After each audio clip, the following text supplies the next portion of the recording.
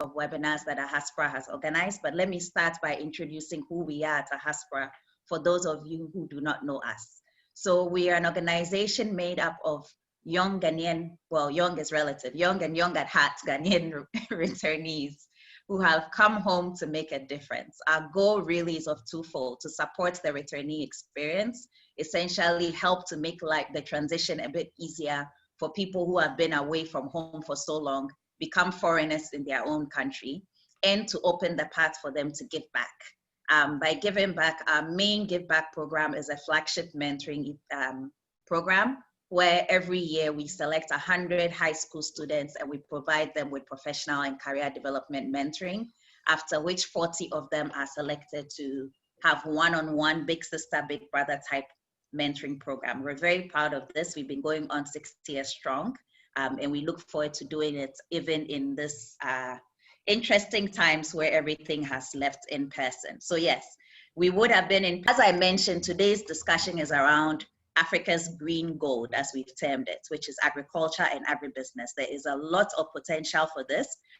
The contribution of agriculture to the GDP is really high, but we found that essentially there's a lot of factors that make agriculture and agribusiness not as exciting, particularly for younger people, as it should be. Now, that is why we actually have intentionally put together a panel of very young people who have ventured into agriculture and agribusiness, and we can't wait for them to tell us what they think about the industry, what opportunities are for you and I.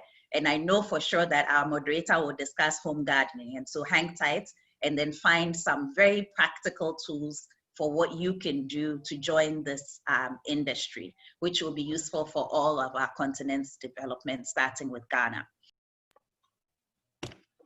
Hello, good evening. I hope you are all well. About 30 minutes ago, I was drinking beer with my friends, and we were having a conversation, and the guys were like, "Why are you moving from this brand of beer to this other brand of beer?" And my explanation was, well, this company does 12% local raw material sourcing. This other company does 55% local raw material sourcing. So it means if I drink more beer from this company, I'm putting money in the pockets of farmers because they're buying sorghum, they're buying maize, they're buying other things from them. And then one of my friends was like, but everything you talk about, you link it to agric. And I was like, yeah, because agric is practically the basic production unit of our existence. Look, if you will, there's an element of agric in it. If you're going to wear good clothes, there's an element of agric in it. My favorite cosmetic brand, Kaime, there's an element of agric because they're buying coconut oil, they're buying shea nuts and shea butter and everything. So agric basically runs our everyday lives. If you eat, there's agric. If you drive around town, the vehicles that you drive in, they are components made from stuff that farmers grow. So agric is our basic raw material or the basic industry that runs any other industry. So it's very big. And tonight we are talking about agric. And I want to take the topic my own way. A laid down plan. I want to handle it my own way. So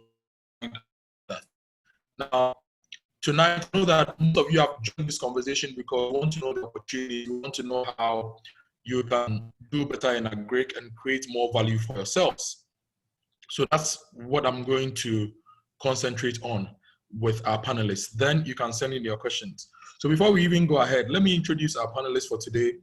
Marianne Ofori-Chumasi, she's the CEO of Mariset Farms. So I met Marianne when I was interviewing Guzakuza on City FM for the business edition, and then they brought Marianne along. Then this young lady has about 100 acres of something, 50 acres of something, 30 acres of, I'm like, but I've been talking about agric and I just have 20 acres of cashew. How does that happen? Then she broke everything down as to how, after national service, she decided to consciously invest in agric to become an agripreneur. And I thought that she's an example that the youth must follow. So Marianne is your typical example of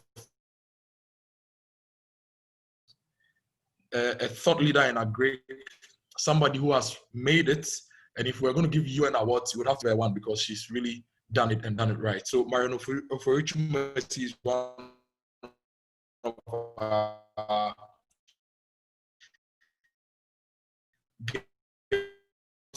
she has oil palm, cocoa, rice, maize, cassava, cocoyam, natal entrepreneur. Your typical, talk about Jeff Bezos. So he's your typical Jeff Bezos in agric in Ghana. He's a general manager of Koranko Farms Limited. He's an accountant in the US. He returned to Ghana to help his father grow pineapples, which he's helped turn into a good business. And he's been doing this business for the past 9 years. Yes, 9 years. So Emmanuel has a lot of ideas in land preparation, plant nutrition, protection, marketing, and local international logistics. So Emmanuel is one of our guests. And Lauren writes, she's never wrong about agric.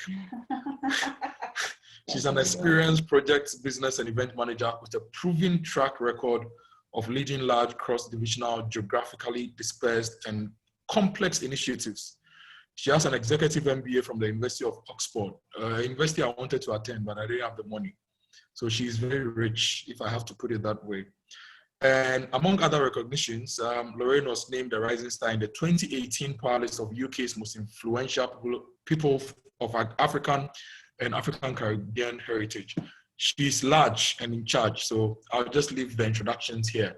So these people are going to help us have this conversation as to how any of us can venture into agric, create value in agric, and build wealth in agric, and solve some of the biggest problems the world is facing and some of the SDG targets that we've set.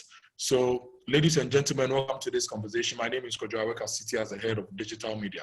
So I'm going to start by asking our panelists just a simple question, because I know they are all into this business and we are all dealing with COVID and they've had to deal with a lot of issues. So basically, I want to know from them how COVID-19 has affected their business. We are going to spend just about 5 minutes on this, and we'll spend the rest of the time talking about how all of us can make gains in the agri industry. There's Andara on the call, Kiamwa is on the call, Bernard, Caesar, Charles, Christian, Collins, DJ Bob. I used to be a DJ. I started my career as a DJ. That's about 17 years ago. So we share a lot. Ni is on the call, Nature is on the call, Nana Prempe, Sefa call. I know all of you need ideas as to how you can start this business and make gains. But first, I want to know how COVID has affected their agribusinesses so far, so that we know that whilst we all want to invest in agric, in future, any pandemic can also affect us, and we can learn lessons from COVID and use those lessons to keep our businesses going. So I'll start from Marian. Marian, how are you? Good to hear from you. You're muted, so please unmute and talk to me. Okay. All right. So I'm fine, Kojo, and you? I'm great. So Marian, the last time we had a chat was on City FM, and you were telling me about your cocoa farm, your oil palm, and all that. Has COVID really affected you, or business has been good even through COVID? All right, Kojo. Good evening to our listeners, and I'm very grateful. I am highly honored to be invited on this platform. For the COVID, we all know what has brought on us, and I didn't want to bore us with a lot of issues. I would want to talk about 3 main things that has gone wrong with this COVID-19. I will first want to talk about the production system. Firstly, I'll talk about 3 things. 3 things I want you to note them down. Production system, supply chains. The production system, I would want to narrow it down to my oil palm farm. Even though we all had our challenges, I would want to talk about a few of them. And the first thing I would want to talk about, farmers and the trauma that we went through. If I say the trauma we went through, even the mere hearing of coronavirus was something else to farmers. And if a farmer wants to probably go out to assess, let's say, seeds for planting or anything, because he's afraid or he's scared of coronavirus. He doesn't even want to go at all. And this COVID-19, unfortunately, came around the same time that in my area, the southern sector, that's the Western North and others, we plant or we start sowing from within between February and April. And the lockdown movement restrictions were announced in that same period, that is February. And from February, when farmers were supposed to plant, that was the same time this lockdown and the COVID hit all of us. So access to planting materials, farm input, and farm services were inaccessible because offices were closed. If I say offices, I mean the agricultural offices or centers. And that is where we could find our extension offices. They are closed. So you can't get an extension officer. And even if you have the number to call or engage him, he's also scared of contacting the coronavirus. So it's how do I say it? We are both afraid. The farmer is scared. The extension officer is also scared of coming into contact with you. Because when he's coming to the farm, he will first talk to you, whatever issue you have, he will first talk to you. And then the planting materials like the seed. But you know that most or majority of the seeds we plant come from the cities, like the capital cities, Accra, Kumasi. And those were the times that offices were shut down, where we could access these seeds were all shut down. So we couldn't get, or most farmers couldn't get access to all these things I am talking about. So if I'm to pick a lesson from your experiences, if I'm to pick a lesson from your experiences, okay, it means that people in the agribusiness space must also have business continuity plans like any other business. For example, if I had a business continuity plan, I would think about pandemics coming, which could deny me access to the market to get seeds, so that I'll keep a certain amount of seeds, okay, for business continuity. Exactly. But a lot of farmers don't think that way. Exactly. We will plant for the season, harvest for the season, and then we'll go and buy seeds and inputs for the next season. We do not store enough for, say, a year or two, so that should anything happen to us, we'll fall back on those things. So a lot of farmers will be affected by this, right? So we need to have business continuity plans for our farms. That's a good lesson. I'll go to Lauren for her thoughts. COVID-19 and agribusiness. Yeah. How has it been for you? Yeah, and thank you also for the opportunity to be on this platform. I do appreciate it and humbled to also have the chance. I am also on the line with a couple of my other colleagues as well. I can see Kwame and Nana, CEO of Grow For Me, also on the line as well. So I may defer to them for some of the answers as well. But for our business, I'm not going to dwell on what Marianne has said, because she's absolutely right. From the very early part of the value chain, that challenge, I guess, has existed. But I'm also looking at it from the other side, so from the investment side. So we at Grow For Me do have a very innovative model. And the kind of people that we've been speaking to, I must admit, a lot of people now are very interested in the agriculture space. So what we're starting to see actually is more investment coming into the agri space. And I'm sure we'll start to talk about this more. So in terms of the effects, yes, I don't want to double up on what Mariana said, that happens. But on the flip side of things, you know, what's happened across all economies across the world when Donald Trump or Boris Johnson or President of Ghana, whoever it may be, asked for lockdown in those various jurisdictions and geographies, what happened? Everyone ran out to the shops to go and buy food and tea roll and tissue. You know, so what does that tell you? That tells you ultimately, when you think about, even if you put it in perspective of maybe like the Maslow theory or hierarchy of needs, food is at the bottom. Food is always going to be in demand. And food, especially here in Ghana, agriculture makes up 90% of the food requirements in Ghana. So inevitably what you see in a pandemic is that, you know, there is an increased demand for food. But where Marian has explained is that, especially with coronavirus, it meant that part of the value chain became broken. The demand was there, but even the logistics around getting the seeds, getting, the transportation, getting everything to the actual person or the consumer, there was a breakage because of logistics, because people were not working, etc. So that wasn't, I even heard of stories of food wasting, for example, because simply could not move from farm to markets. So there was that impact. But on the flip side, I've also seen people are thinking about ways to invest in an area where they see increased and, more sustainable demand, because people are thinking about, how can I invest my money in something that is always going to be of need? So I've seen two sides to it.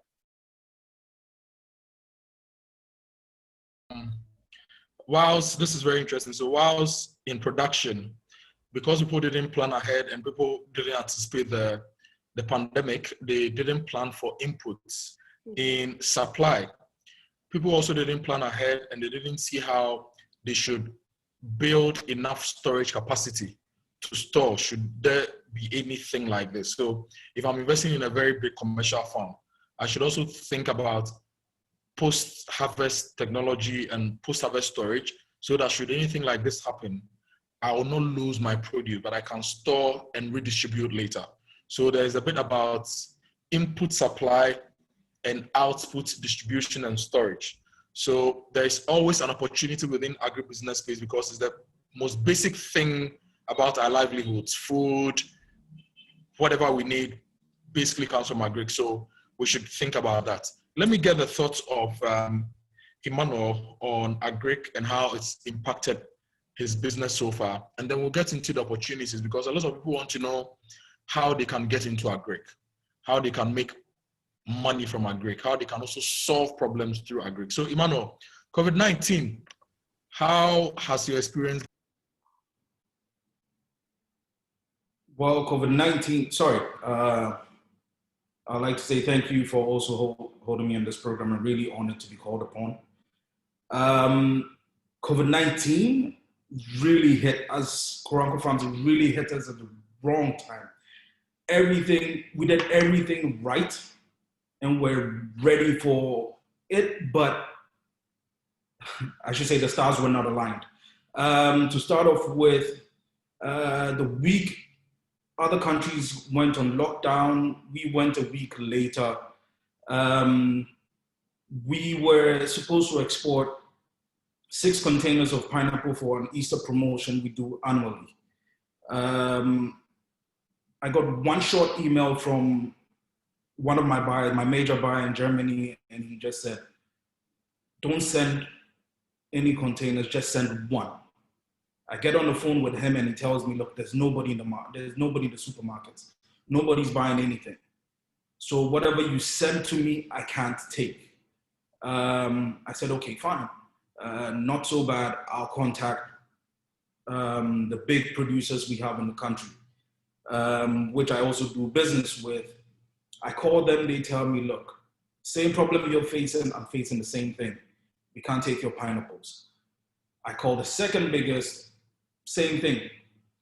I keep on going with phone calls. I end up with market women. I tell them, how much can you take?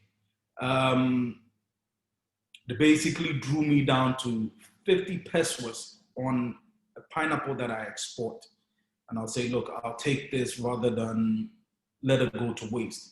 Now I ask them, okay, fine. How much are you willing to take of me? They tell me 2,000.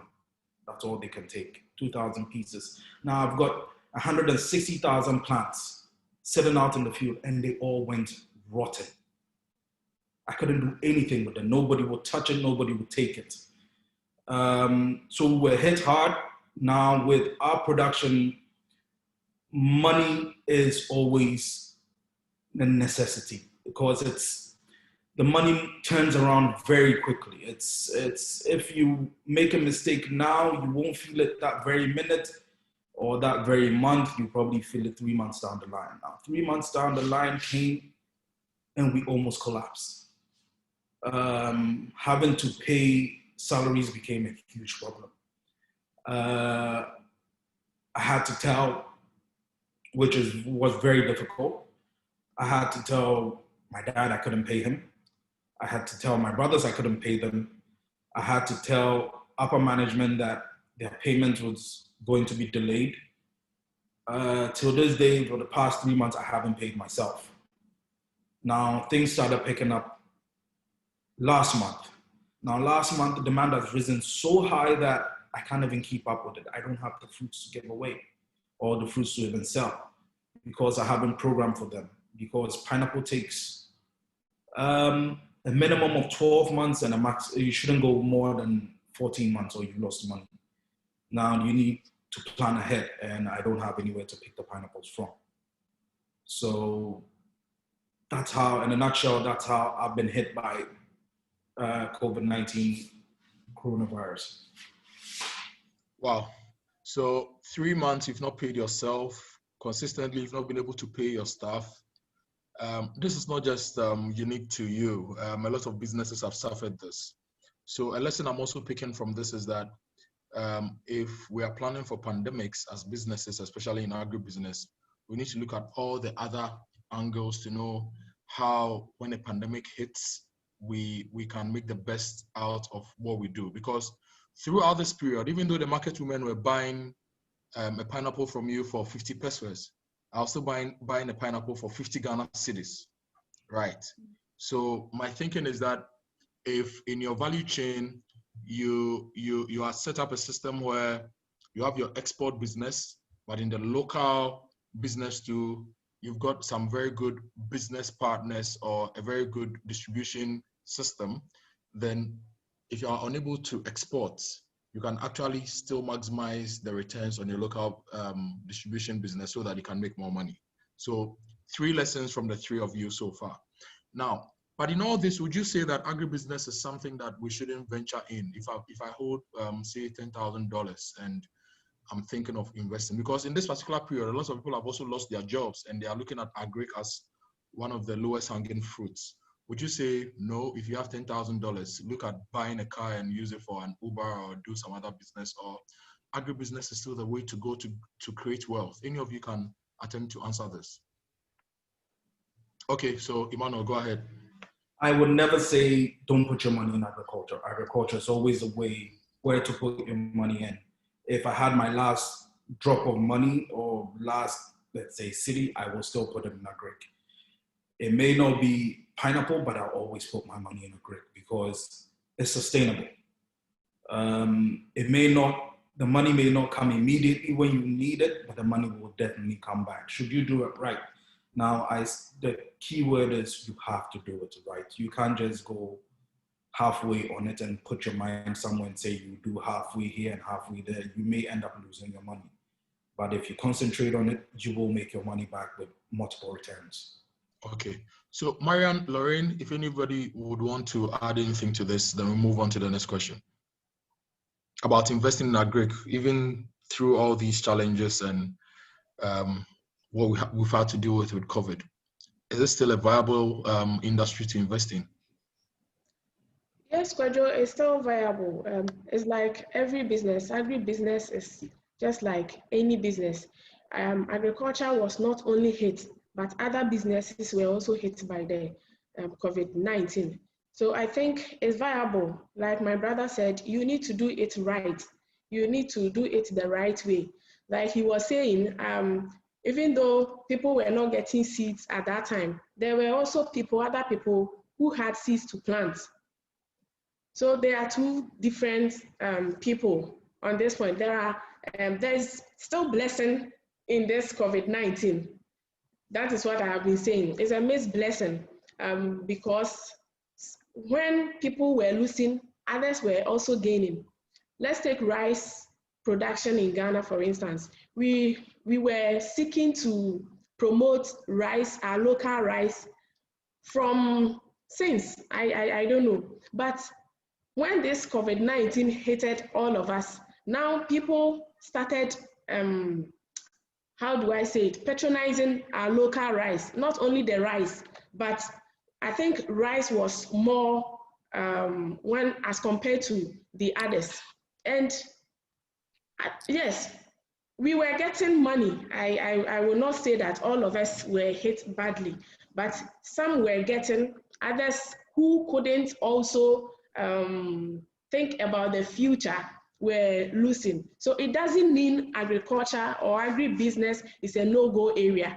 It's just like any other business. Sometimes it is down, other times too, you gain. So it's viable, Kojo. I would always go into it. I would always invest. Good. Now, let's come to the substantive thing. A lot of people send me messages. Oh, Kojo, I hear you talk about agric on radio. I want to enter into agric. How do I approach it? How do people who have not had anything to do with agric enter agribusiness? What are the opportunities? I'm asking this because usually people don't really get the various breakdowns in the industry. For example, in agric, there is crop, there's animal husbandry, there is input supply, there is marketing, there are the various value chains within agric, and people really don't get it. So a lot of people who want to get into agric think that they need to get some land to plant something and then harvest something to sell. So I want us to break things down to people. If a novice wants to enter agric, what are some of the questions they need to ask? And what are some of the basic things they need to know? I want Lauren to start with this particular question. What are some of the things that, so Christabel is here. She works at the World Bank. She's with Ahaspera. She's always sitting behind a laptop, writing proposals, doing M&E and all that. And she's got some $5,000. She wants to do some business in agribusiness. How does somebody like Christabel enter agric? What are the things she must know and the opportunities within this space? Sure. So yeah, great question. And for us, so I work for a company called Grow For Me, and we do exactly that. You know, so we're very much a company where we're web-based crowdfunding and crowd farming agricultural platform. So essentially what we do is we enable anyone across the world to be able to farm. You know, so right now, agriculture is pricking the ears of many people across the globe. And day in, day out, I speak to people across the world, Dubai, America, South Africa, UK, wherever you are in the world, and they all want to get into it, but they don't know how. And what we offer at Grow For Me is a chance for someone to put, you know, they can bring, you know, Christabel's $5,000, or they can bring as little as 100 cities if they want to. And we essentially, what we do is we've got a crowdfunding platform where we pull together funds from multiple sources and we invest that into smallholder farmers. And we do that primarily for two main reasons. Number one is because we want to make sure we close the gap with food security here in Africa. So we're all about how on earth do we plug more investment into the whole agriculture value chain so that we can make sure we make food affordable and accessible for everyone. You know, so what we do is we simply have a web-based platform. It's at growforme.com. People can come there. They can see the various crops that we have available. We have maize, we have soybean, we have pineapple. We're going to be doing cabbage, pepper. Soon going to be doing some cash crops as well. So, you know, it gives some people a chance to, you know, have a low touch or a passive investment, you know, opportunity, again, to diversify their investment portfolio, but also to learn more about agriculture in a passive way. So simply, they invest in the crop, we grow for them, and us being a registered broker on the Ghana Commodity Exchange, we're able to sell those things that we've grown together with the smallholder farmers, and we sell that, and then we do a profit share with those people that invest. So that's what we do, which again is a very innovative way to enable people like Christabel, who may have $5,000, or someone who's got 100 cities who may want to invest and reap returns as well. So that's what we offer. So basically, if I understand your business model, it's like if I have $5,000, I'll go on the stock exchange and buy stocks in Nestle Ghana Limited. Nestle will do their business at the end of the year, dividends, everything, I get my money. Just that with agric, I don't have to wait a year, because usually if you're doing vegetables, every 3 months there's a harvest, so there's a return and I can get my money back, or I can get something on my money. So that's what you do. So people who want to get into agric and not necessarily want to own land and plant and do all the agronomic practices and harvest and go and sell can rather put their money into your business model, where they rather invest in production and get returns later. I'll go to you, Emmanuel. Any thoughts on how people who want to enter agric, novices who want to enter agric, what they should do and what they should know and the opportunities for them? Well, if you're going to get into agric, one question my dad always asks anybody you ask him for help, or the same question you're asking today, is what do you want to grow? Who's going to buy it? Whatever you choose to grow, make sure you have a market for it. When you have the market, how are you going to get it to the market? Number two. Those are the first two things you need to answer before you decide to take, for lack of a better word, the shovel to the ground and do anything. If you can't answer those two questions, don't touch whatever you're going to do. You lose your money. There have been several cases I've seen people go and they plant all kinds of great things and it looks good, but they don't have where to take it. They didn't do their homework on who is going to buy it. And it could be the most basic of all things like tomatoes that we all buy, but you don't have a market for it. You go to the market lady and say, oh, I already have my supplier. I can't take your tomatoes. And you've lost out. If you want to go into production, always make sure that your off-takers are available. If you don't have off-takers to buy what you are producing, you may lose out, because then you'd have to find more capital to invest in post-harvest technology for storage and all. But if you have off-takers, it means that whenever you harvest, you have people buying who would readily go and sell so that you get your money back. So that's a key thing. Who is going to buy, Emmanuel? So that's your thing. Who is going to buy? Now, Marian, let me pick your thoughts. You do a mix of things. You're a producer, you're a marketer. What should the average person know before they venture into agribusiness? Okay, Kwadwo, I think what one should know before going into it is why are you going into agribusiness in the first place? Why didn't you go into banking or any other industry than the agribusiness? If you know why, then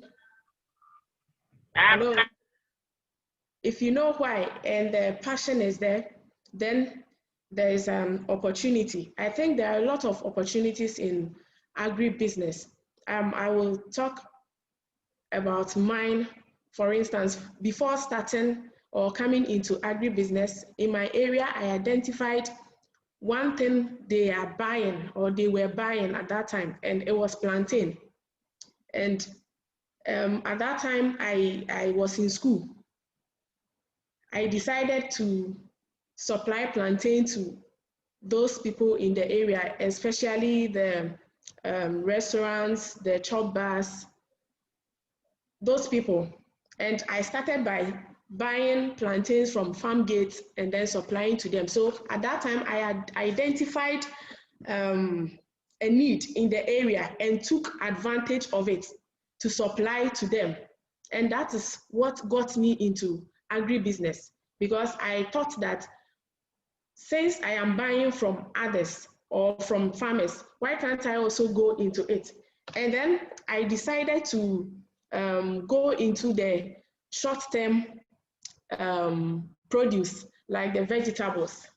And that one was fetching me like, let's say every 3 months I would get something, I would supply and get something.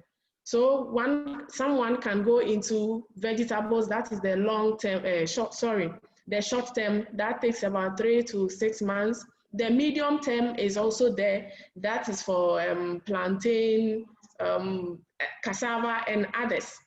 And then you go to the long term where I am now, the cocoa and oil palm. So I didn't begin from oil palm, but I started from the short term. So somebody will say, I don't have money or I don't have what it takes to go into it. So he's not seeing any opportunity in agribusiness. But you can start from somewhere, like I said. You can go back to your village, get some parcel of land, and then start with a short term. That can fetch you something in the short term. And then you can move on as your interest increase.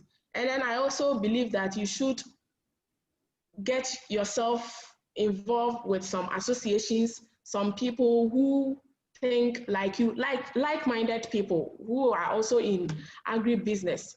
And me, that is what helped me. That is what has brought me this far.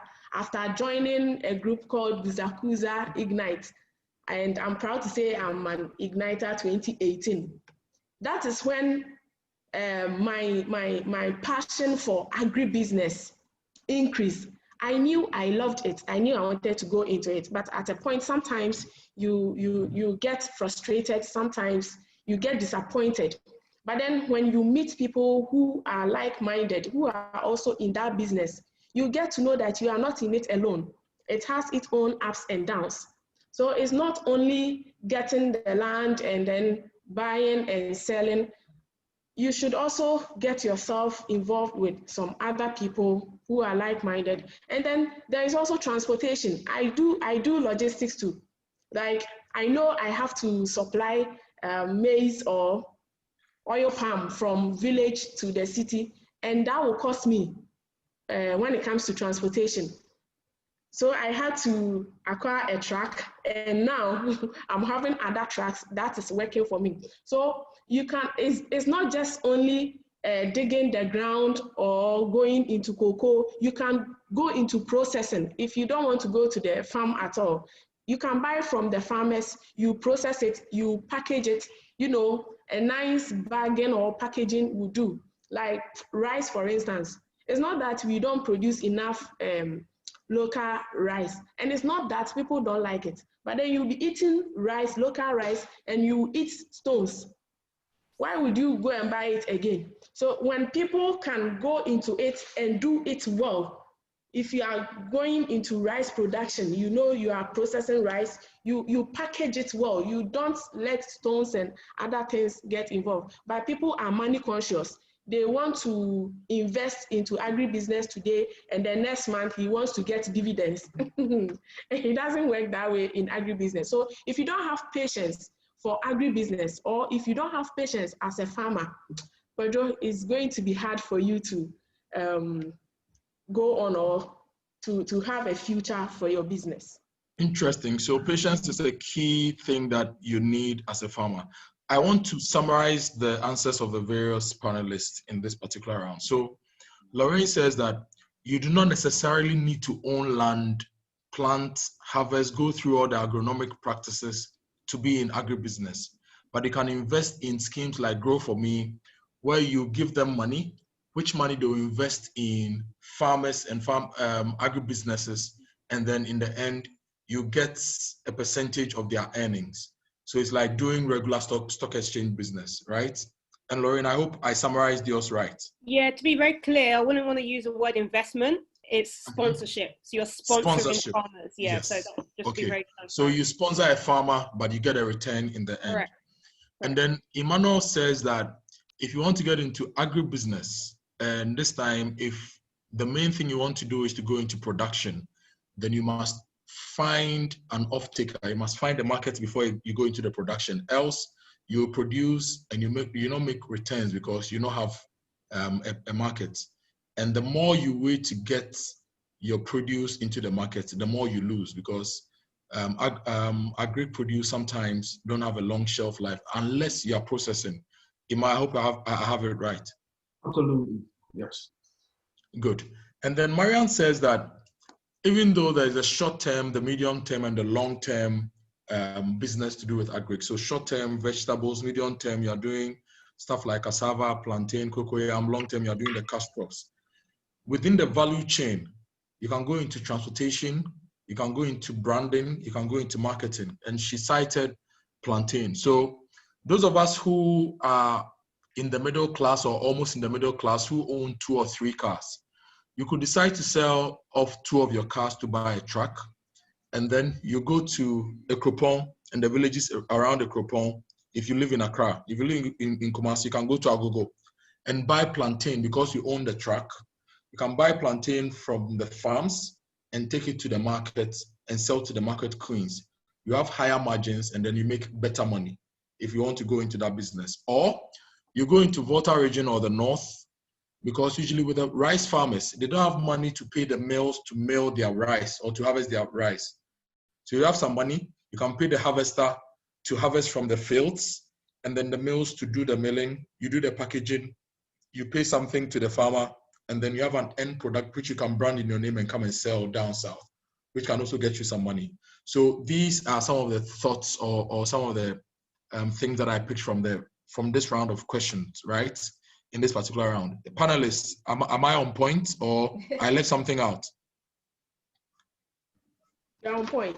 On point. You good. Good. Now, let's address the question of a lot of people. Yes, you said all these things.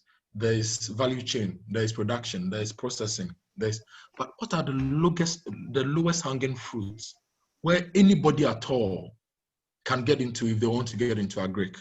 So this time, with your experiences, the three of you collectively have over 30, 40 years experience in agric. What are the lowest hanging fruits that anybody at all could do? And I need you to answer in the simplest possible ways. Maybe, when it comes to cassava, we need cassava for ethanol production. We need cassava.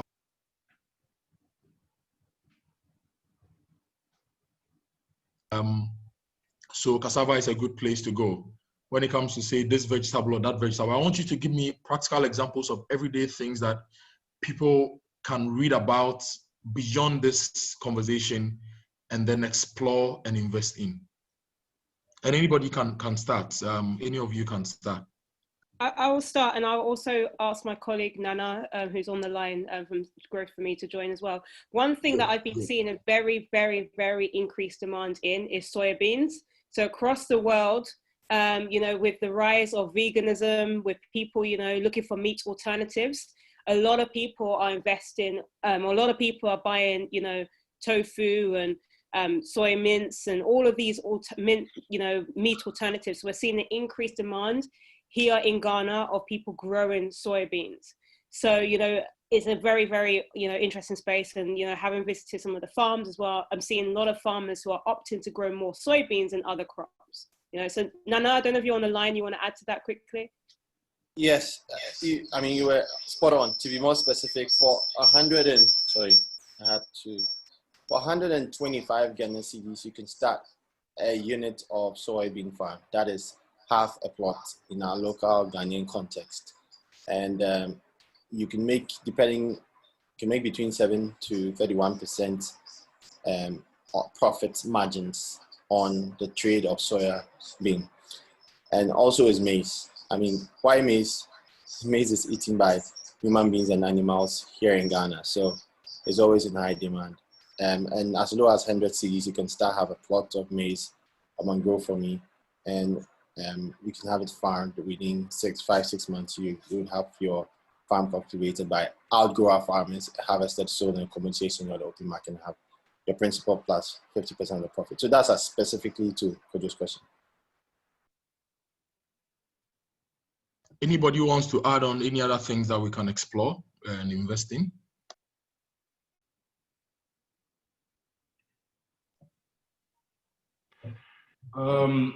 I would like to say, as Nana said, maize, it's one of the lowest hanging fruits you could get to with minimum risk.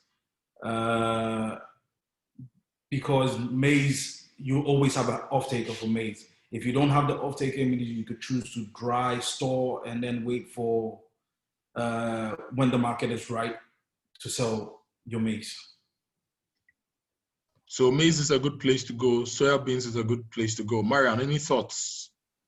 Okay, Kojo, I think it also depends on your location. If you are anywhere around Accra, I think vegetables like the lettuce, the cabbage will do. So your location also is a factor on this. But I would say if you are in Accra or around, vegetables is okay. And then if you are in my area, I will go for maize, like my brother said. That is the Western North. I will go for maize. Maize is very expensive there. They don't produce much. So if you are there and you are going into maize, it's more profitable. Yeah. So the produce and the things you have to do is usually location-based, number one, and also based on your availability, like how, if you're a very busy person, you may not want to go into vegetables because you need to pay attention to it. But you can do maize or some other thing, which is a bit more, Flexible. yeah, which wouldn't need you to give it super attention. Okay, when it comes to agri, it's very emotional for people, and it's got so many other things. So I don't want to be the one asking the questions. I think I've set the ball rolling and I've opened the floor for people to ask specific questions. So I'll read some of the questions, and from now till we end, I'll just take questions. So before you do the questions, I just wanted to say that what we do on our platform helps you not to bother about where you are, because when we raise the funds from you, the sponsor, we would give it to someone like Marianne or Emmanuel. But before we give it to Marianne and Emmanuel to farm, we'd have locked in our off-taker from our trade unit. So our process is like this. We have a trade unit headed by Deborah. She locks in the contracts and the deals at price points. Then, based on that, we determine the amount of outgrown farmers we would use to grow that quantity. And then we list it on our platform for people to sponsor. So when we hit that mark, we close it. Okay. So our platform, you don't have to worry about the much more finer details. You just get to learn along the process, see your crops grow, do satellite images, review what's happening, and you get to be part of the journey. That's very interesting. Very, very interesting for very busy people who cannot get into the bush to farm. Let me start by reading some. Yes, let me start by reading some comments, and then I'll throw some of the questions in. So Kakari says that I want to touch on the comment made by Kojo on seed keeping. It is important to keep seeds. However, the smallholder farmers don't have the capacity to store seeds for over a year and more. Seed keeping should ideally be in a cool place. And also, farmers are advised not to use seeds from their harvested crops. Seeds from harvested crops may lose genetic information. If farmers can create the environment to keep seeds, then they can be advised to. So Kakari, can I take your comment and turn it around into a business idea? Since most smallholder farmers don't have the capacity to store seeds, for example, in my village, my mom is there. I've got cashew, I do other stuff. But the house is powered by solar, which cannot power a freezer to keep seeds for a long period. So if you're listening right now and you think you want to get into agribusiness, maybe you want to go into the seeds and agro inputs, and if you have the capacity, that's an avenue you can invest in. So it's a problem for smallholder farmers, but if you have the resources to have a seed bank where you can store seeds at the right temperature and pressure in the right conditions, then that's an opportunity for you, so that when there's a pandemic and everybody doesn't have seeds, you can supply seeds at premium and make money. So Kakari, that's a good concern. And I think anybody can turn this problem around and make business out of this. Now, Kakari also says that it's good and it's also rewarding to invest in agri, but in investing, we should look at the value chain and diversify. Transportation, layout, processing, marketing, branding, mechanization are areas we should look into, not only the production and cultivation. I think that's something that Marianne touched on and explained in detail, that people could go into transportation and related matters. Ekia Amwa says that the lesson learned for me is in my poultry is that you need to have more distributors and diversify your customer base. I took in more customers from restaurants, direct consumers, and retailers. So when COVID hit, I had a diversified portfolio, so I wasn't really hit. And it's true, when COVID hit, restaurants and hotels had to shut down. So if they are your main off-takers, it means that you do not have off-takers. But if you have retail, if you have direct consumers in their homes and you have a distribution network, then you can distribute to these people, because whether they are home or not, they will eat. So you can supply them and then you make money. Okay, let me read this question before I get back to the rest of you. Caesar says that, are there any low-hanging fruits in livestock production as well? And I throw this to my panelists. What are the low-hanging fruits in livestock production? The easiest things to do in livestock, basically. Any thoughts? Marianne, Emmanuel, and Lorraine. I would like to say the easiest I've seen, based on the area that I'm in, would be goat. They procreate a lot. From my personal example, I bought 3 goats, 1 male, 2 females, because I just wanted, they were little. I just kids, and I wanted by Christmas to have some goats. But in a short amount of time, the females were pregnant. Then I decided, okay, I'm going to keep them for a while. 3 years turnaround. I had, the females were going 2, they have 2, then they have 1, then they have 2, then they have 1. So it kept on multiplying very quickly. It became a problem. I had to move them off my farm because for my certification bodies, I can't have livestock and crops in the same place. So quickly, when Easter rolled around, I sold every single goat that I had. And I would like to say they're very low maintenance. All you have to do is make sure you don't have them wander into somebody else's farm. Then it becomes a problem for you. And we also love to eat goat light soup. So there is demand. Yeah, absolutely. So there are low maintenance and there is demand for goat light soup. Okay, any other ideas from any of the? Okay, Kwadwo, so I'd like to talk about broilers. That's the poultry. You can do broilers for 3 months. As we are going into the Christmas, you can start from October and then by December, you are selling. You can also go into catfish. It's also 4 months. By 4 months, they are ready for sale. So there's a big opportunity for catfish and broilers. Yeah. Now let me share this experience with catfish. So I have a friend who has a catfish farm.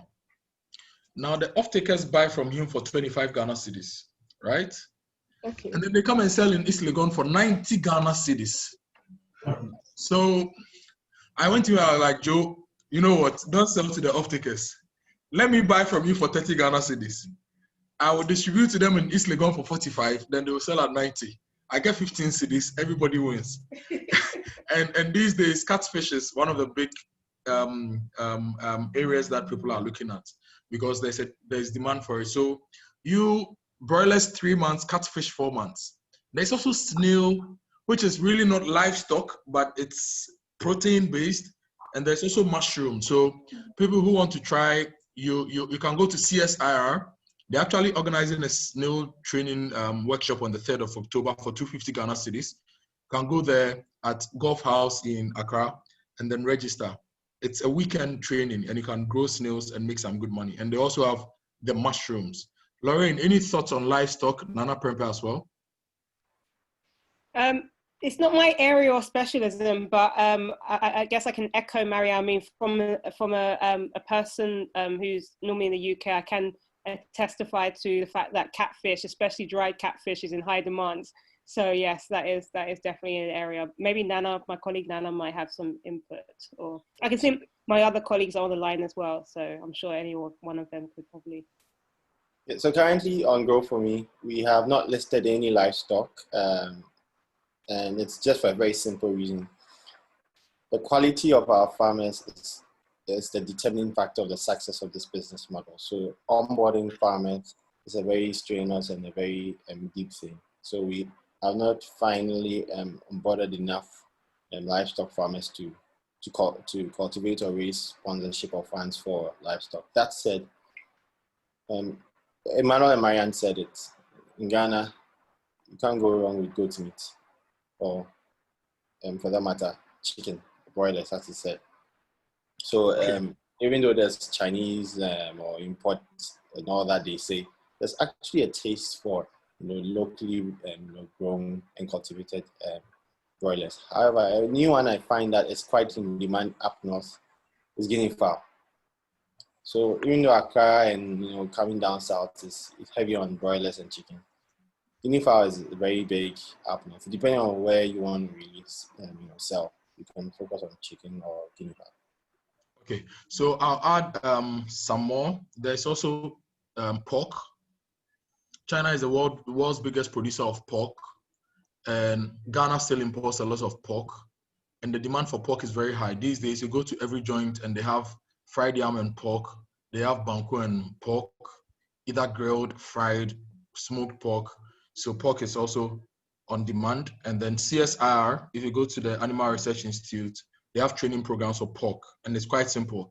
They have a new technology where you can even raise pigs in your backyard at home, and you don't have to deal with the stench and the filth and all the problems it comes with. So you may want to try it. And then there's also the rabbits and then the grass cutter.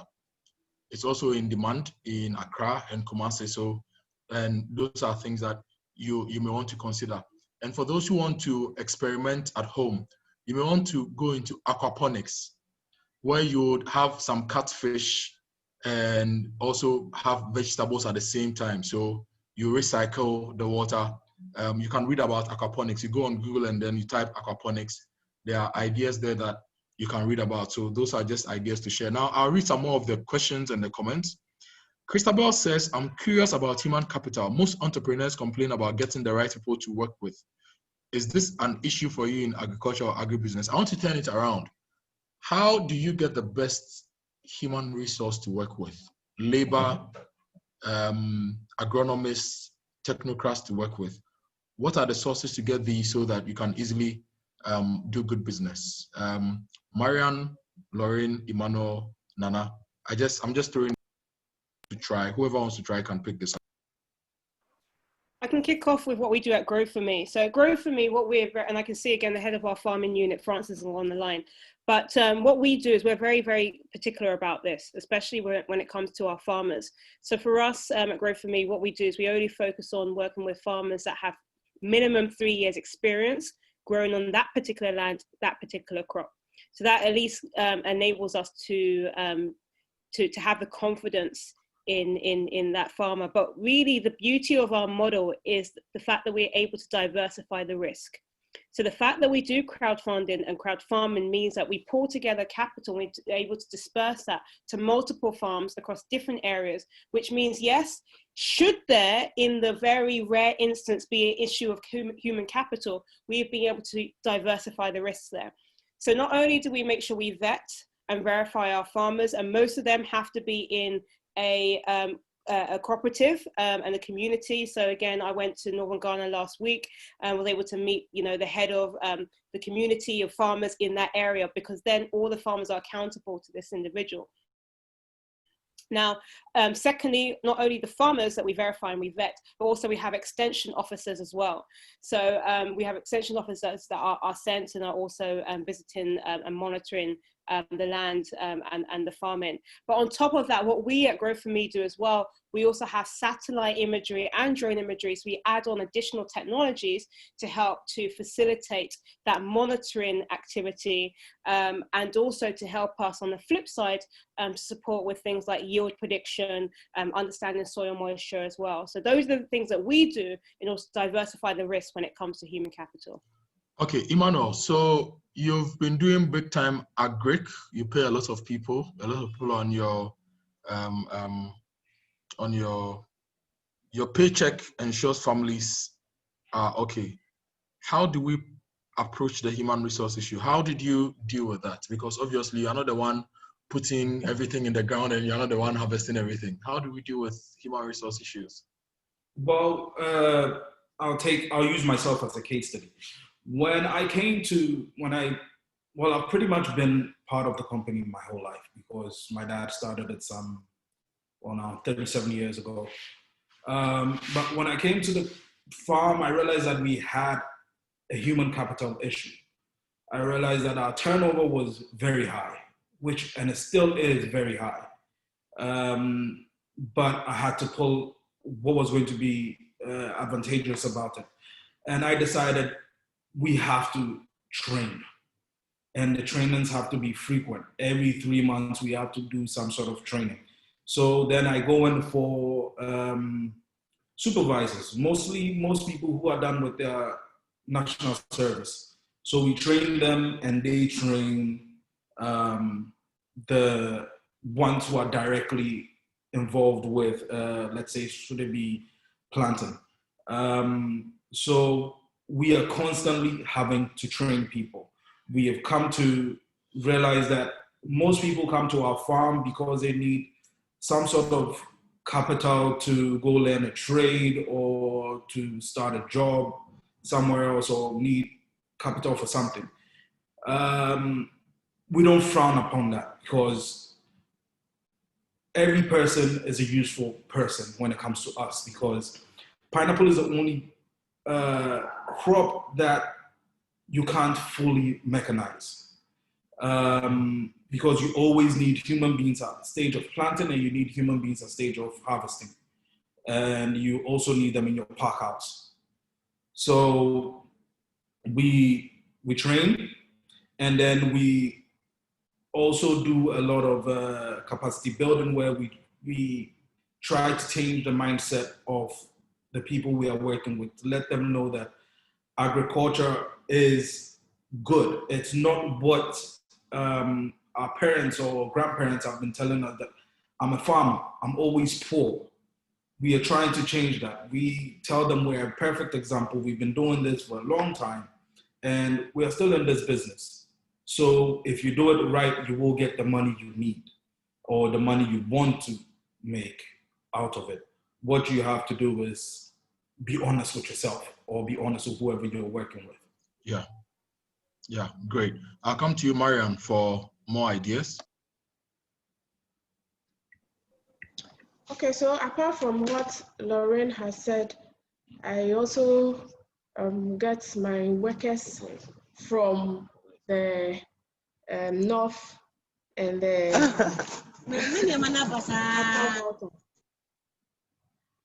okay, so they work for 1 year, and the last 3 months, that's from October to December, we do vegetables or tomatoes. And that is what I used to pay them, because they do it yearly. I don't pay them monthly. That is for those people I bring from either North or the Upper Volta.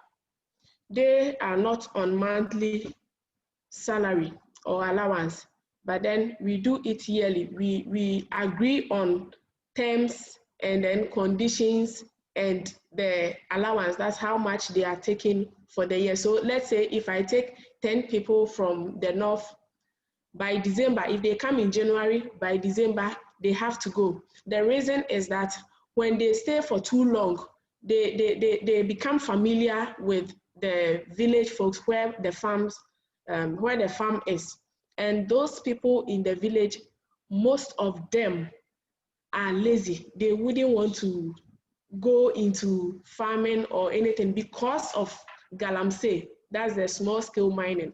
So they wouldn't want to go into farming. And then if you bring people from other places too, they would want to pollute them. They would want to influence them into going into the small scale mining or galamsey. So the condition or the agreement between them, myself and them, is that you work for 1 year, and then after a year, you go and I bring another batch of, if it's 10 or 20, another 10 from North or the Upper Volta. And then the last 3 months, we go into tomatoes or vegetables. And that is what I used to pay them, because throughout the period, I'll be feeding them. If anything happens to you health-wise, I am responsible. I will have to take you to the hospital. I give them shelter, a place to lay their heads. All that is on me or on us, on Mariset Farms. But then, when the time is due for you to go, we don't just pay you and say, yeah, go. We pay you, and then also there are some other incentives. And we explain to you why you have to go, and then allow other people also come. And then so depending on what you do and where you are, there are cultural issues that informed your recruitment strategy, right? Yes. So for example, if you are in a place like the BA, where my cashew farm is, it's difficult to get the locals to help out on the farm, because the aspiration is to go abroad, to go to Libya, then go to Germany. So if you are using them, they will not really give you the returns you want. So you go a bit further to go to Kintampo and the towns up, so that you get people who really want to work and make a living within the country. So in your area, galamsey is big. Everybody wants to go do galamsey, so you cannot use the locals. You would rather bring people who have not been socialized into the galamsey economy to work on the farm.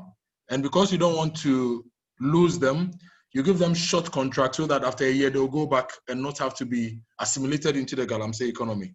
So in getting labor, you have to know the various social issues to do with your area, and then discuss appropriately with the people you're engaging so that you give them fair wages and then the right support to give you the returns.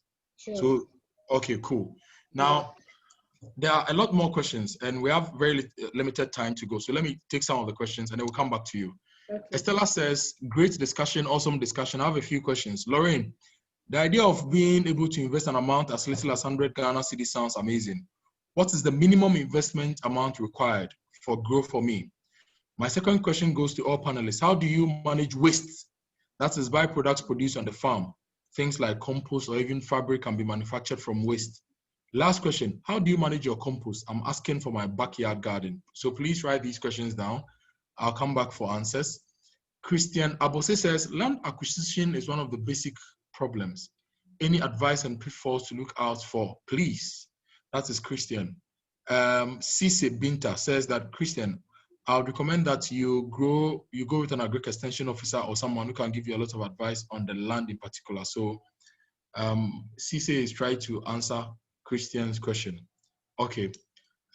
Felicia says, I've been into yam farming and my experience is that you fail when you fail and you can't be an absentee farmer. You need to ensure that farmers who work on your farms are doing the right things. You need to learn yourself and to some extent be involved. You can also work with agric extension officers. You need to learn from the farmers as well. So what Felicia is basically saying is that farming, like any other business, requires you to pay attention, to be involved. You can't be an absentee farmer. If you do that, you'll lose out.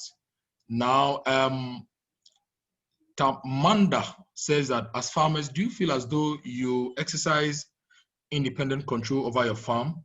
Are decisions largely left to you, or are there any other forces or circumstances that compromise your independence?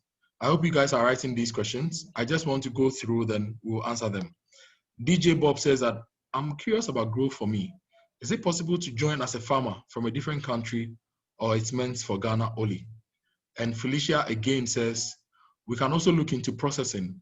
So from the farm into processing center, good option if you ask me.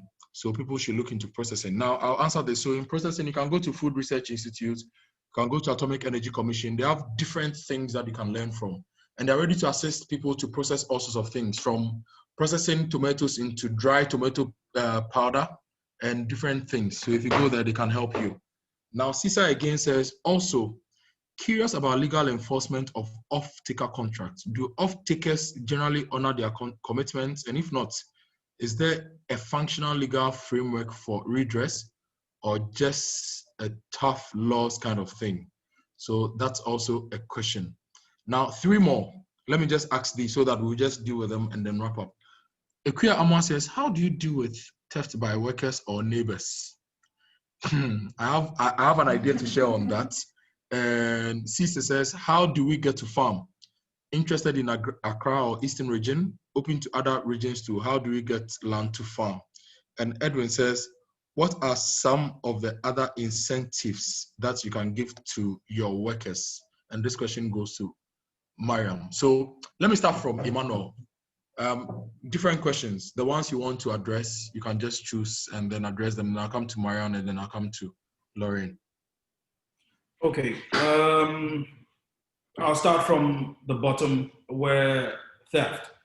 Well, with theft is really a touchy subject when it comes to our farm, because there's not a blanket you could toss across and it fit the same situation for every single theft that happens on the farm.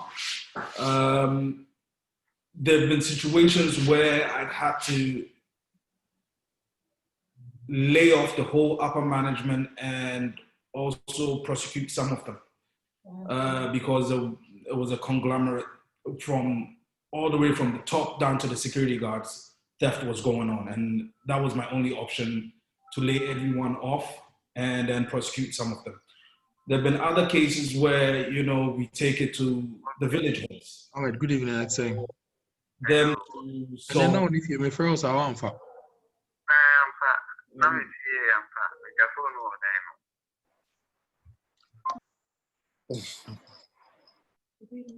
Emmanuel, let me move on to Mariam.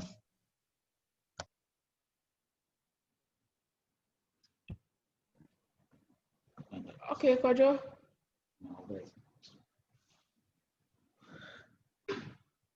Let me talk about the land acquisition first, and then I will answer Edward's question. That's the incentive for farmers, for my workers.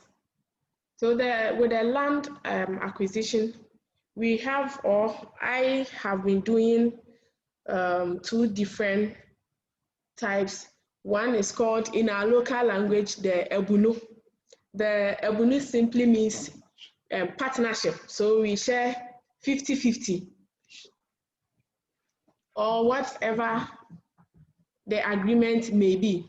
And then we have the ebusa. The ebusa also means I take, the profit will be divided into 3. I take 1, the landowner takes 1, and then 1 takes care of the farm. Let me say expenses, how much I spent on planting and harvesting. So you can do that. And then the other one is also that you can actually go to your family land. You can talk to your family head or your chief. Share your vision with your chief or your family head, what you want to do. And then if they think it's necessary or viable, then they can allow you some piece of land. That is what has helped me now. And I think that is what I can say about the land. And then you can also rent. Some also rent. And I think in my area, the Western North, BBNE, you can rent an acre of land for about 80 cedis for a year. And Accra and Ebri, I think, is going for about 150 or 200 cedis for the year. And people are doing that with vegetables. That is Accra and Ebri, the areas surrounding Accra. So that is the for the land acquisition. You can choose any of them. And then with Edward's question, the incentives for my workers. Okay, so what I do is that when I bring them from the north, you can come with your wife if you want. If you come with your wife, the same land that we are working on, I will give your wife or the 2 of you, let's say 3 or 4 acres. You can do tomatoes like the 3 months, the short-term produce. You can work on that. So after 3 months, whatever you get is for you. I will provide you the seeds and the necessary things for planting. I will provide everything. After harvesting, whatever you get is for you. If you want me to take it to the city to sell for you, that one, I can also do that for you. And I wouldn't take anything. So let's say in my area, if we are buying, let's say tomatoes, 3 for 1 cedi, I know if I bring it to Accra, I will get it, let's say 3 for 4 cedis or whatever. And whatever amount I get, I bring it to you. So if you bring your wife, it's an incentive for you. If you come alone too, you are okay.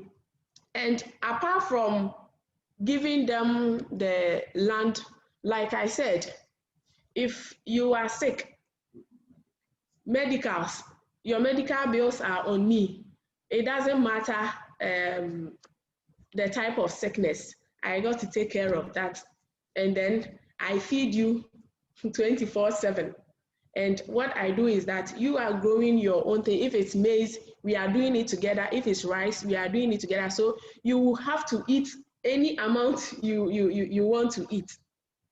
And other things, other stuff, like sometimes when they bring their women after a farm, let's say when they close from the farms, they want to sell something small and they want me to bring something from the city to them, like say shoes or sandals they want to sell. I bring it to you. I don't take transportation. So when you sell, whenever you want me to bring another one, I connect you to somebody in Accra who deals in that. You send the money by Momo to the person buys it, delivers it to my house, and then I transport it to you. I don't take anything at all. I just want them to be comfortable with their work. And this is because you are doing a lot of cash crops, and the vegetables are things that are not your primary produce. So you can afford to do that. But somebody who is primarily doing vegetables may not be able to do this because then you are competing with your own workers. So there are some nuances here that people must know. But that's really great for you to go all out to support your workers. Great thoughts. Lauren, I'll pick your thoughts and we'll try to wrap up. But what I want to say to those on the Zoom and Facebook is that, look, if we spent a week talking back to back, we'll still not be able to exhaust the agri conversation. But what you can do is that you follow Ahaspara. All the questions you have that we've not been able to answer, you send to the Ahaspara Facebook page or Twitter. They will send them to us, and then we'll give you custom-made answers according to your need, right? And there's a survey which will be sent. You can fill in, and then we'll reach out to you so that we can connect you to any of our panelists. So, Lauren, any of the questions you want to deal with? Yeah, sure. I'm very conscious of time, but I do want to commend Marianne. I'm really impressed by your incentive structures and how you manage your stuff. So very, very, it's impressive, amazing to hear that. So there's some couple of questions, and I will ask Nana to chip in as well. There's a question around, I'll address three questions. The first one being growth for me and the minimum level of investment. There was a question around growth for me and can I farm if I'm outside of Ghana? And there was a question around off-takers, which I will defer to Nana if he was on the line. So the first one about growth for me, if you visit our website, which is www.growforme.com, you'll see the various crops that we have available that you can sponsor a farm in, and they do start from, the prices are listed on the website, and they start from as little as, I mean, last season of maize, we went for 100 cedis per unit. You know, right now we have soybeans going for roughly 100, and I wish I could share the screen and show you, but roughly 125 cedis per unit. And a unit is equivalent of half a plot of land for those people that are in Ghana and familiar with the term. So effectively, you're investing or you're sponsoring a farm, a unit for 125 cedis, which is soybeans, and your returns within that period of time where soybeans takes, 5 months to harvest, 5 or 6 months, you're looking at anywhere from, 7.28% up to 30% return on your sponsorship. So those are the options there for you. And I just recommend kindly visit our website, growforme.com, and you'll be able to see the various crops we have available, and anyone can farm. We basically get our hands dirty for you, so you don't have to. There was another question on farming outside of Ghana. Grow for Me is, we are currently starting in Ghana, but we are set to be a Pan-African company where we will definitely be taking on farmers outside of Ghana, currently not. Again, as I mentioned, we're all about, we're using sponsors' money here, so we need to be very careful. We're all about how do we mitigate and minimize our risk as much as possible, to work with farmers that are in communities or in cooperatives that have grown crops on those particular lands for 3 years or more. So those are locally the farmers that we work with. But as I said, there's no limits. We are looking to expand and go into other jurisdictions very soon. And the last question I guess we at Grow For Me could address is probably the off-takers questions. Maybe Nana, do you want to chip in on that one? Yes, so the question was, is there any legal binding contract with off-takers? It depends on you. In our company, yes, we have contracts that are legally binding because we have to deliver specific quantities with specifications that the off-taker needs. So for example, if the maize is going to a feed processing company, they'll tell you I need it in maybe 11 or 12 MC, that's moisture content, 50 metric tons, and you have to deliver to those specifications. So it's very critical. And by the way, that's why we also brokers on the Ghana Commodity Exchange. That means if you want to buy large quantities of commodities, you come to us and we will buy it for you. and supply it to you. Or if you want to sell your produce, like we will then, depending on how long early you come to us, we'll look for a market, define price points. If you agree to it, then make the trade happen. Because we're a crowdfunding platform, we always have cash that is available to farm and to trade. In terms of, I think the last question was who manage compost. So, we're very careful to pick cereals to start with, and then we also added some vegetables, which is yet to go live, and pineapple. But the cereals, because currently, if you look at the numbers, agriculture is doing about 18.5% of the GDP. It's really falling. In the past, 30 years ago, it was about 50% of the GDP. Now, if you look in that 18.5%, 77% of it comes from crops. And out of that 77% of that comes from crops, 18.5% comes from cereals. So, and cereals is the largest. And why cereals? Cereals has long shelf life. You can't go wrong. There's always someone to eat it or some animal to eat it. You can always sell it. So what happens is you're able to move the dial and impact the country because there's such a significant number of farmers who are farming there. But what happens is when they farm the cereals, for most of the cereals, they would let the stalk, if it's maize, go back into soil, rot into it. If it's a soybeans, a leguminous crop, we can put nitrogen back into soil. So we are very careful of the crops we pick so that we actually support the SDG goals. But lastly, I'd say that at the core, we want to make it possible for many young people to come back into agriculture because they're very hard things like plowing. And up north, or depending on where your farm is, a lot of farmers will pick their hoe and have to dig the ground. And that doesn't make sense now. It's too strenuous. No young guy would want, nobody here on this call want to do that. So then the funding we get can go to a plow that will plow the ground and make it easy for a young guy to farm and be happy to do farming. So that's just by the way. That sounds good. That sounds good. So I'm going to promise something. I've got a lot of material on agric, financing, crop, animal husbandry, marketing and everything. I'll share with Christabel so that those of you who will fill the survey, Haspara is going to have your emails and they'll forward some of these things to you. And if you have specific questions, if you send them to Haspara, we'll forward them to Emmanuel, Marianne, and Lorraine so that they can answer them for you. Some may come to me, and then I'll also point you in the right direction because you have a lot of contacts in this particular space. At least we have about 4 former national best farmers who are available to help people to go into farming anyway. Any way, if you want to go into animal husbandry, vegetables, whatever, they'll help you. So we are going to end it here.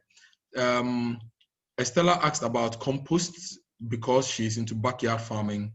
And I also do a lot of backyard farming. And my principle is that every kitchen waste, I'll dig a portion of the backyard and then put it there. It will rust because it's organic material.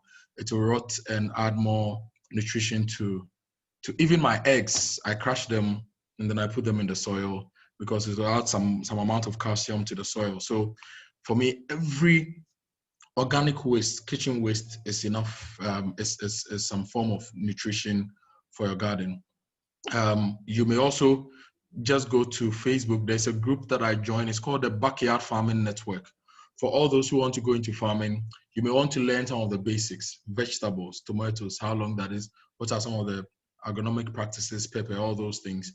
I believe that when you learn how to grow some of these in your backyard, you get to appreciate them better so that when you're going into long-term or large-scale farming, you appreciate it better.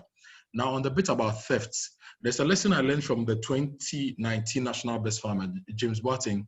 He says that don't site your commercial farm close to a town or a village, because the closer it is to a town or village, the easier it is for the people to enter into your concession to steal. Because commercial farms are really usually very big. So when people are stealing from you, it's difficult to get it. But when you site it a bit far away, then they need transportation to come and steal the plantain or the vegetables or whatever. And that doesn't work for them. And usually you transport your workers to the farm or you build accommodation for them on the farm. So it's difficult for them to steal. So for those of you who have a lot of resources and want to do big time farming, you may not want to site it too close to the farm where people can walk 5, 10, 15 minutes to the farm to steal from you. If it's a bit further, it discourages them from walking all the way to go and steal from you. So that's also a thought. So thank you all very much for joining in. There was a question about marijuana Marijuana farming. Ghana is still looking into the policy and streamlining the policy. So the person who asks about marijuana farming, we've sent you a contact. We've sent you a link. You can check. But if you go to cannabislaw.report, that's a lot about marijuana farming across the world, including Ghana, where you can learn a lot about the legal issues to do with marijuana farming. So those who are interested can go. So quick resources, CSIR, you can go to their offices. You can go to the Food Research Institute, Animal Research Institute. You can go to Mampong, to the Center for Plant Medicine. They also have a lot. You can go to those in Kumasi. You can go to Fumesa, BRI, and all the regional coordinating councils. They have agri departments with people who can give you details as to where to get land, how to get inputs, and all those can help you to start your journey into agribusiness. This was just a 1 hour, 30-minute session. Not enough time to exhaust all the topics, but I'm sure that most of you now have an understanding as to what agric is, what the challenges are, and what the opportunities are. Let's work together to create value for ourselves. And Christabel, please join me. You have some final announcements, so please come in. Thank you very much. Christabel will take over with the final announcements. Thank you so much. First of all, thank you to our panelists. We really, really appreciate your time. Emmanuel, Marian, and Lorraine and her team for being a part.